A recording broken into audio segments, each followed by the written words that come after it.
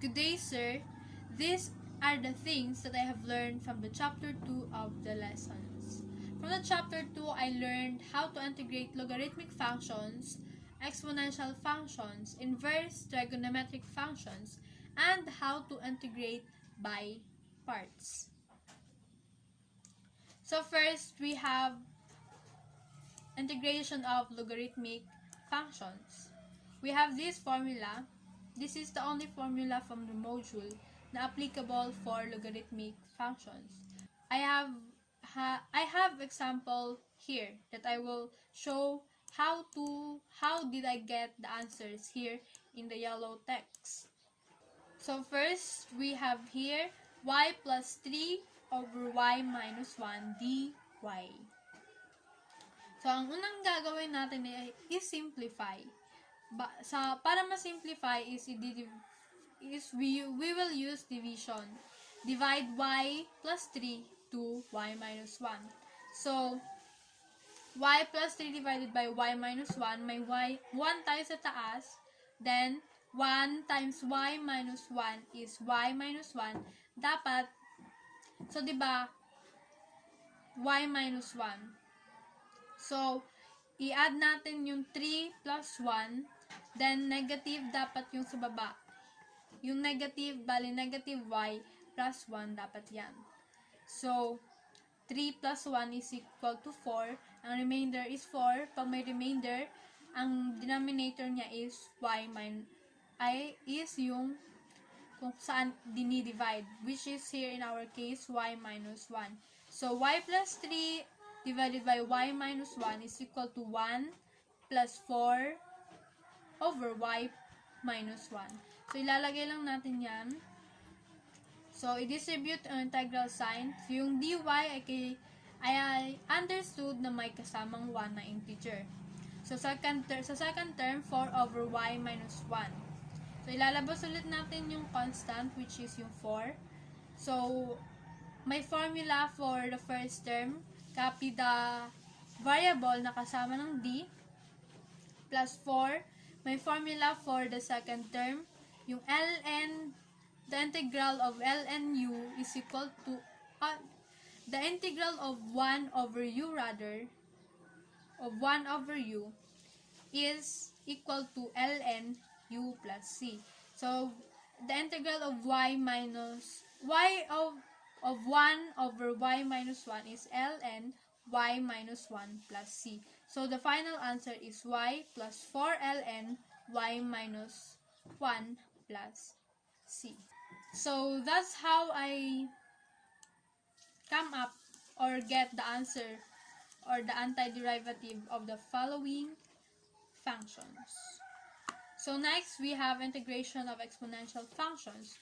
We have here the formula. And the integral of ax is equal to ax over ln a plus c only. Pag integral of e raised to x naman is e raised to x plus c pa rin. E raised to x pa rin. So, for example, here we have the integral of 4x. Then, the integral of a raised to cotangent x times cosecant squared x. So, first, for the integral of 4 raised to x dx is equal to, may formula tayo, which is yung integral of a raised to x is equal to a raised to x over ln a. So, ang a natin dito is ang 4. Ang a kasi is constant. So, 4x. So, bali 4x over 4 raised to x over ln 4 plus c. May mali lang po kasi dapat wala siyang integral sign dito sa final answer. Nakalimutan ko po i-tanggalin. Dapat ang answer lang ay 4 raised to x over ln 4 plus c.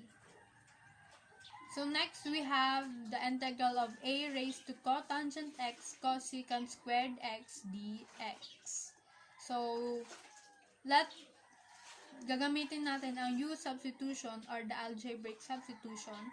So, let U equals is equal to cotangent x, and the derivative of U is negative cosecant squared x.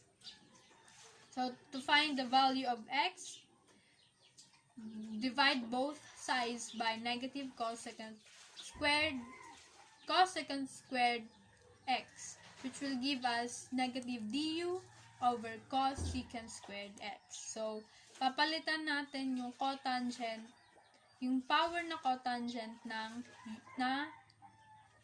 u. Then, papalitan natin yung dx ng negative du over cosecant squared x. So, cancel cosecant squared x, may matitirang negative.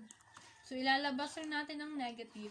Ang matitira sa loob ay a raised to u du.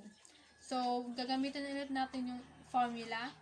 L na integral of a raised to x is equal to a raised to x over ln a.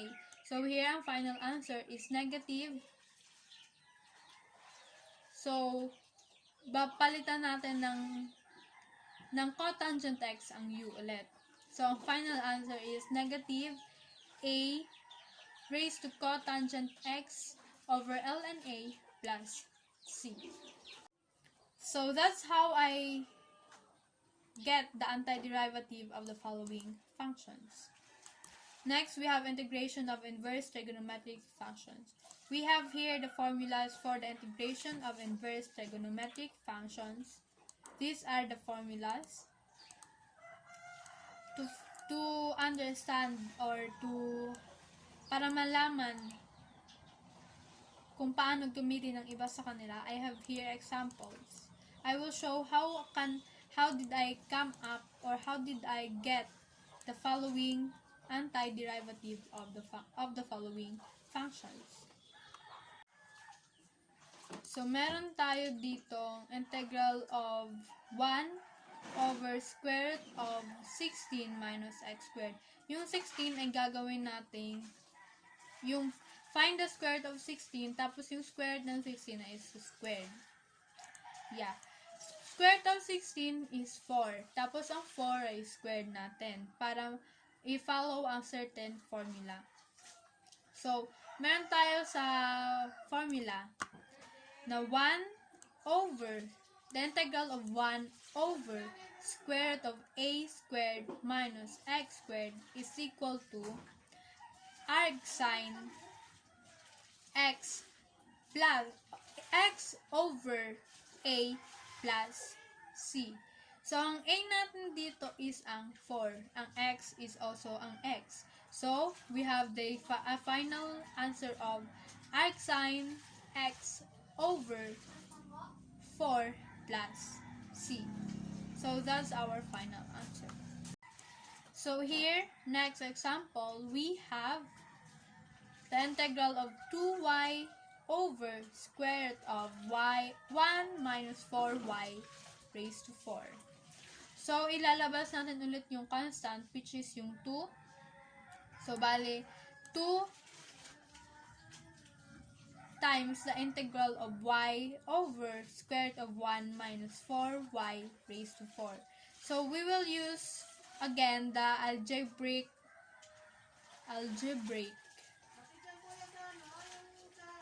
substitution or the u substitution. So, let a equals to 1, u equals y squared, tapos yung derivative ng y squared is 2y. So, to find the dy is divide both sides by 2y.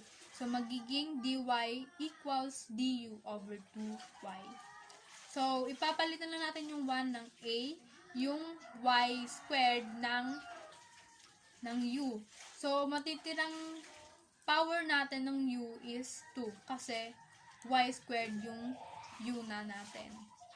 So, i-substitute lang natin yung value ng dy, which is du over 2y. Tapos, ilalabas ulit natin No, ika-cancel natin yung y. At ang matitira ay 1 over sa loob. Ang matitira sa loob ay 1 over 2 square root of a minus 4u squared. So, ilalabas ulit natin yung 1/2. Bale, 2 times 1/2, which is magiging 1 na lang yan.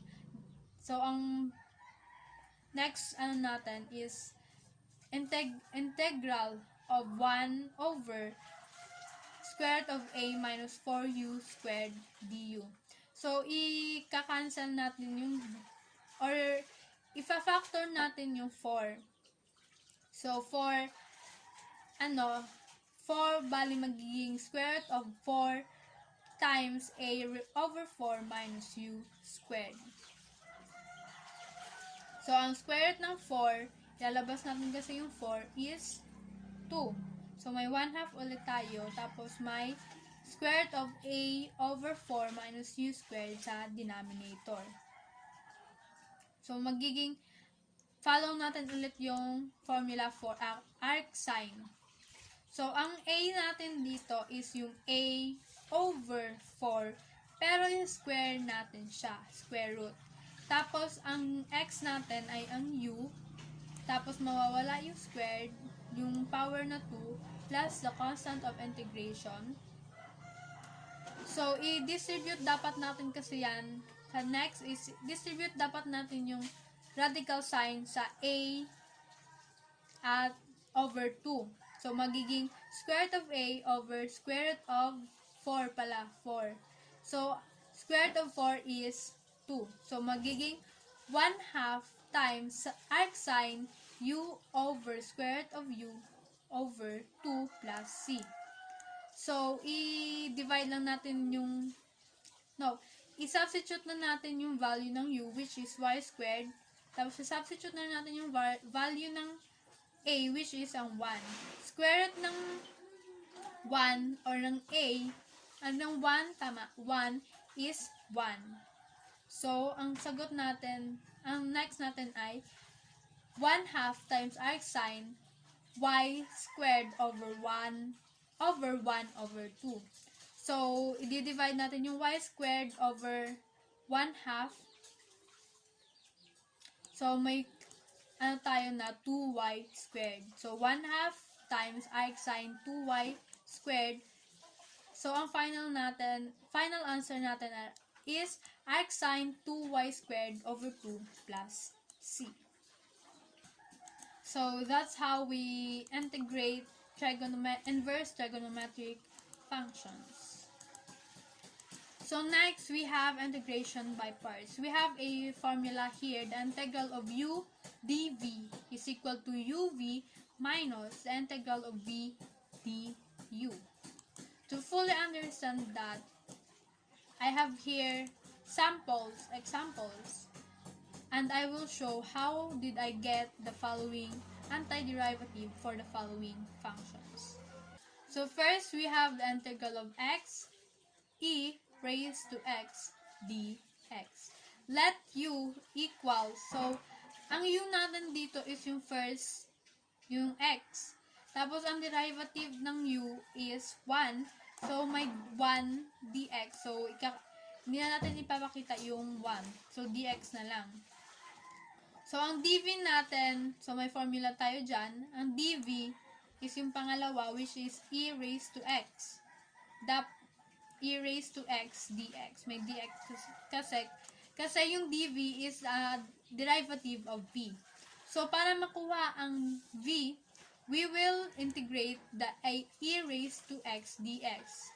Or, ang integral ng e raised to x dx is e raised to x, which is yun yung magiging dv natin. So, i-substitute lang natin sa formula. Ang u is x, v is e raised to x, minus the integral of v, ang v natin ay e raised to x pa rin. Tapos, ang du is dx. So, i-multiply natin, x e raised to x minus the integral of e raised to x dx is still e raised to x. Tapos, wag natin kakalimutan ang constant of integration. So, we have here final answer, x e raised to x minus e raised to x plus c. So that's the end for the chapter 2. So first, for integration of any functions, first simplify. And for the trigonometric functions and inverse trigonometric functions, always remember and familiarize the trigonometric identities for the simplification of the function para mas mapadali ang pag-integrate ng function at paghanap ng antiderivative. So that's all for the chapter 2.